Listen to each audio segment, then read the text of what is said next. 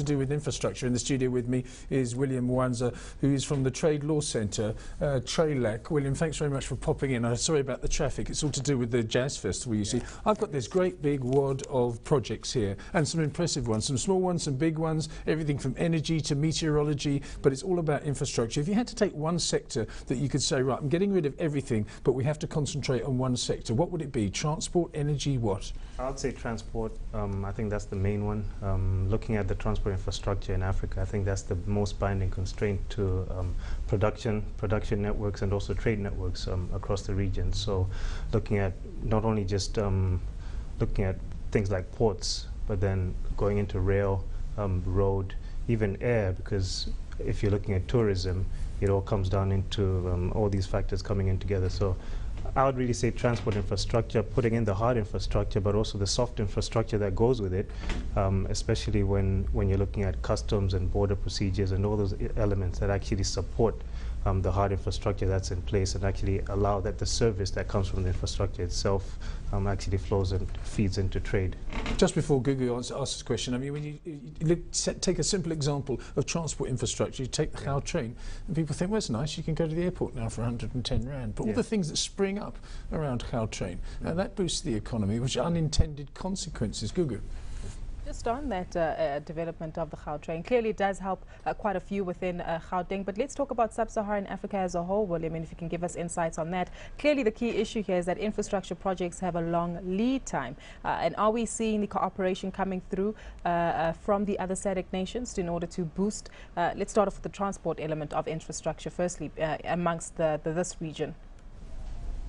Yeah, there's certainly a lot of focus now on regional planning for infrastructure projects. So whereas before countries would actually be looking at national projects, now there's more emphasis on, for example, in the Southern African region, on the SADC region infrastructure master plan, where there's about 100+ projects that have been put together, and countries are actually trying to look at joint financing of implementing these projects. So I would say there's definitely a lot of traction towards more regional planning, and now the next question is really how to finance them. You've talked exactly bang on the point on the long lead times. Not only that, but I think also like preparation of projects and actually getting financing for them is the most critical question, and that's where I think the next issue would really have to be.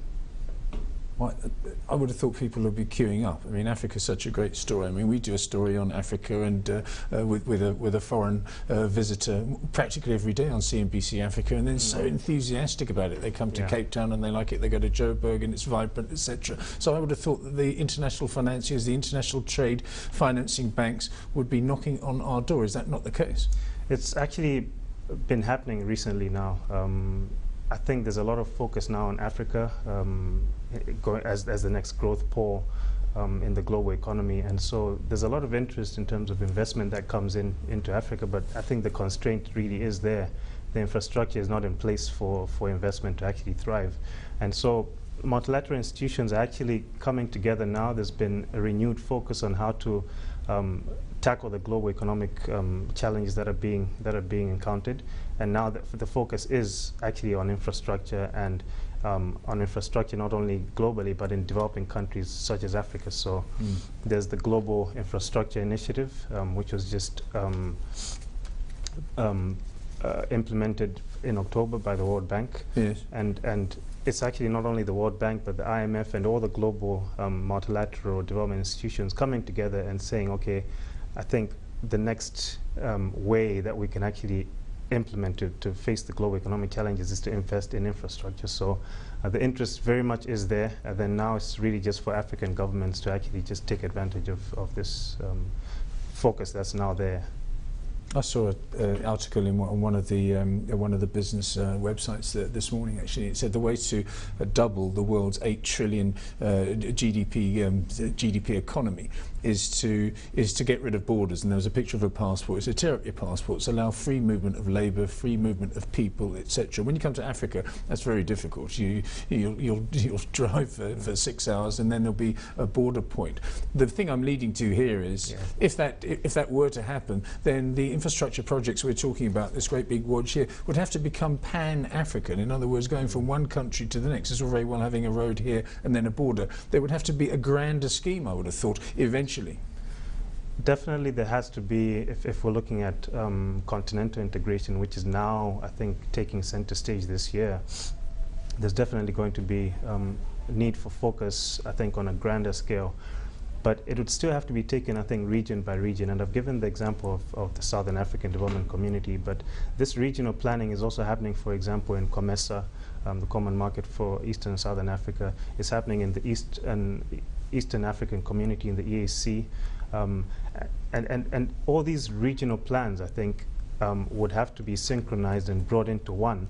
But it does come down to neighboring countries actually communicating with each other and actually identifying the projects which they feel would meet at the border, so to speak. Yes. And it's all about channeling all the financing towards these projects that actually meet at the border. William, we can't ignore the Chinese influence when it comes to the infrastructure play on the continent. Can Africans do it alone? Yeah. I wouldn't say that Africans can do it alone. China definitely has been a big player in terms of financing of infrastructure projects on the continent. But there's also, I think, the development within the BRICS, which is really important. And that's actually the setting up of the new development bank, which the regional headquarters of which is actually going to be in Africa and in South Africa. I think this is one avenue that African governments also have in terms of benefiting not only from Western partners, but also from the new emerging economies such as China.